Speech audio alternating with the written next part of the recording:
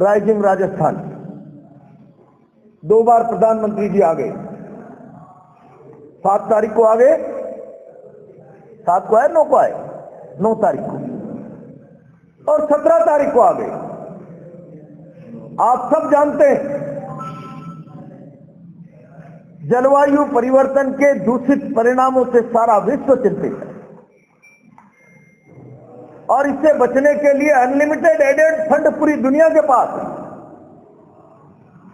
और इसका एक बेहतरीन तरीका, रास्ता निकाला जा रहा है कि पहले तमाम सरकारें ग्रीन एनर्जी की ओर आगे बढ़े।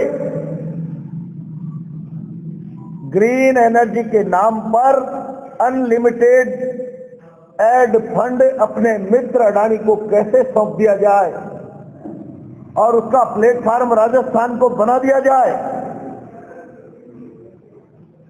भौगोलिक दृष्टि से देश का सबसे बड़ा राज्य जिसके पास अथाह भू संपदा है, वो राजस्थान की भू संपदा ग्रीन एनर्जी सोलर पावर के नाम पर अडानी को सुपुर्द कर दी जाए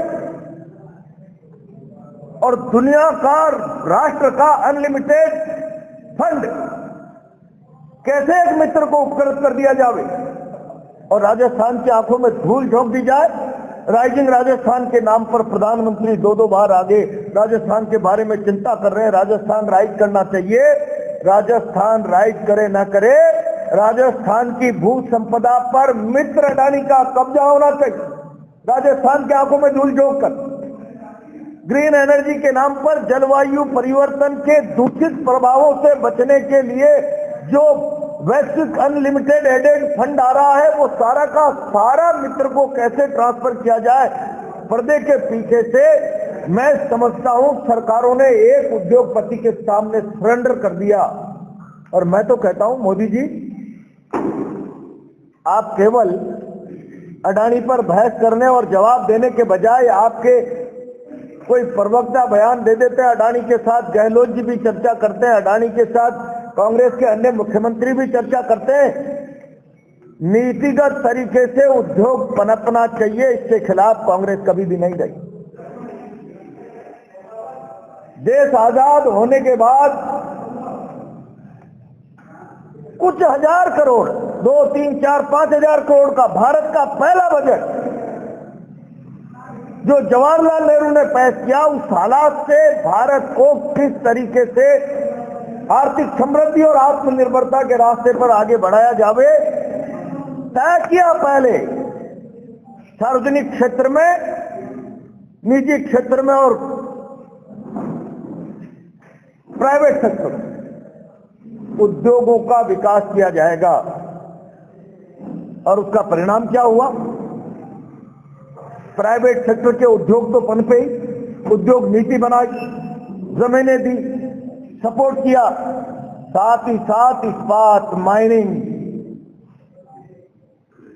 और खनन के क्षेत्र में सार्वजनिक उपक्रम बनाकर आर्थिक समृद्धि और रोजगार का आधार खड़ा किया। अमेरिका से अनाज उधार लेता था, तब पंजाब और हरियाणा ने लाल बहादुर शास्त्री के आह्वान पर भारत को खाद्यान्न में आत्मनिर्भरता लाने का अगुवाई की और आज वहां का किसान अपनी बुनियादी मांग को लेकर सड़क पर लड़ते लड़ते 1000 किसान अपने प्राणों की आहुति दे दे, इस सरकार के कान में जो नहीं रहेंगे। और जब उत्तर प्रदेश के चुनाव की घोषणा हो जाए तो बिना मंत्रिमंडल में चर्चा किए जिस बिल को पार्लियामेंट ने कृषि कानूनों को पारित किया,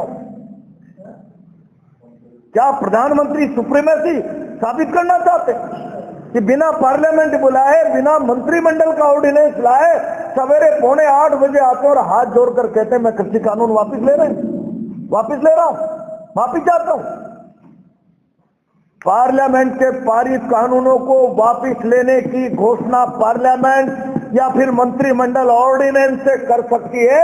आपने सारे पॉलिटिकल पैरामीटर्स जो कॉन्स्टिट्यूशनल है सबको समाप्त कर दिया और आप सबसे ऊपर हो गए और आपको इतना इल्म हो गया है कि आप ये भी कहने लगे हैं कि मैं कभी कभी मुझे लगता है मैं नॉन बायोलॉजिकल हूं।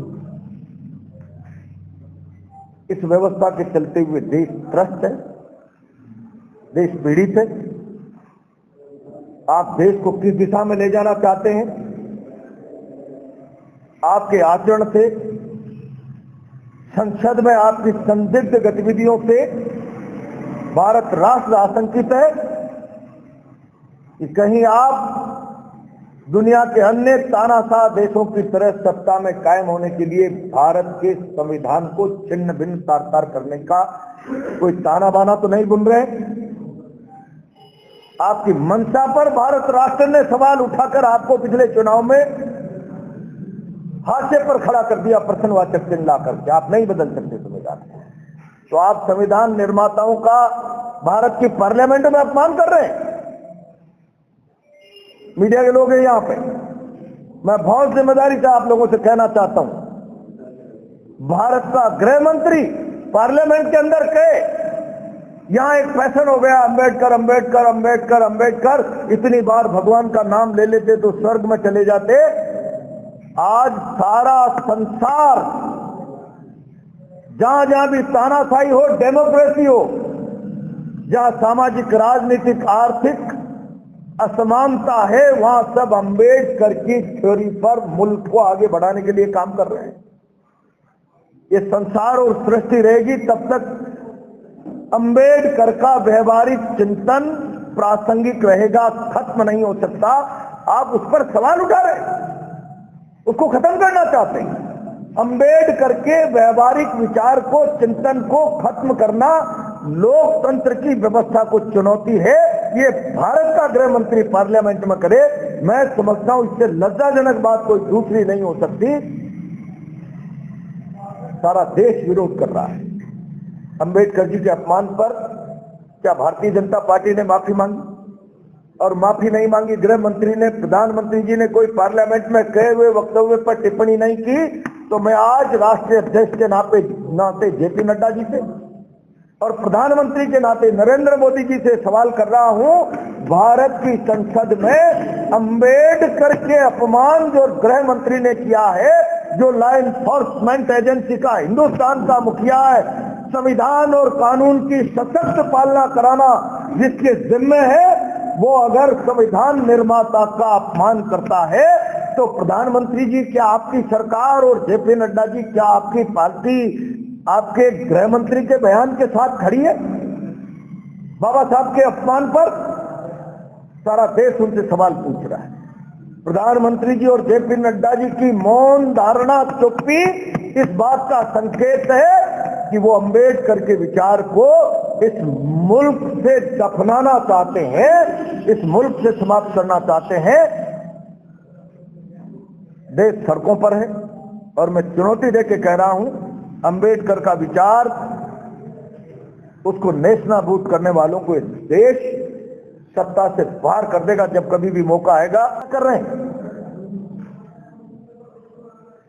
क्या किया नेहरू ने? देश की आंखों में धूल झोंकना चाहते हैं। नेहरू जी ने इस मुल्क को आर्थिक प्रगति के रास्ते पर आगे बढ़ाया। सार्वजनिक क्षेत्र के ऐसे अनेक उपक्रम खड़े किए,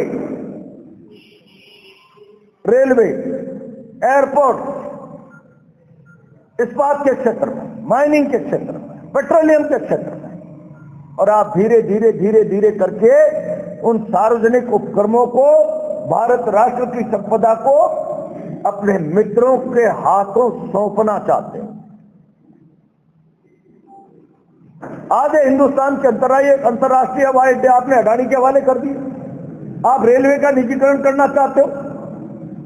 औद्योगिक क्षेत्र के सार्वजनिक उपक्रम, चाहे पेट्रोलियम के हो, चाहे इस्पात के हो,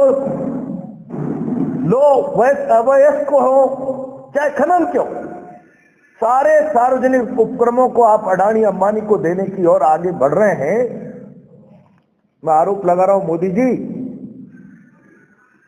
देश के आगे बढ़ाने की जिज्ञासा से न केवल औद्योगिक क्षेत्र में क्रांति लाए नेहरू जी के बाद जय जवान जय किसान का नारा देकर सरदार पटेल कृषि क्षेत्र में क्रांति लेकर आए। तो शास्त्री कृषि क्षेत्र में क्रांति लेकर आए, आत्मनिर्भरता की ओर भारत को बढ़ाया। गरीबी हटाओ का नारा देकर सशक्त हिंदुस्तान का सपना इंदिरा जी ने दिया। आप क्या कर रहे हैं? एक थका हुआ राजा जिसके पास देश को आगे बढ़ाने की कोई रीतियां नहीं है, कोई नीतियां नहीं है, नियत नहीं है, केवल आत्म प्रशंसा में मुग्ध हो, सारा दल जिसकी प्रशंसा में शुमार हो जाए, वो केवल अपने राज्य की संपदा को बेचकर धूर्ततापूर्वक लोगों की आंखों में धूल झोंक कर अपनी वाई का काम करता रहता है। ठीक वैसे थके हुए राजा की स्थिति है मोदी जी। नियत नहीं है, नीति नहीं है, कोई योजना नहीं है, कोई कार्यक्रम नहीं है। दावा करते हैं हम 5 लाख बिलियन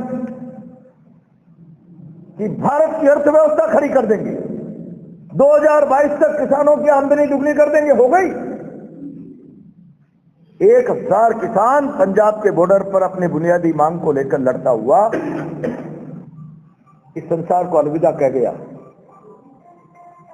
क्या हम कोई आजादी की लड़ाई लड़ रहे हैं?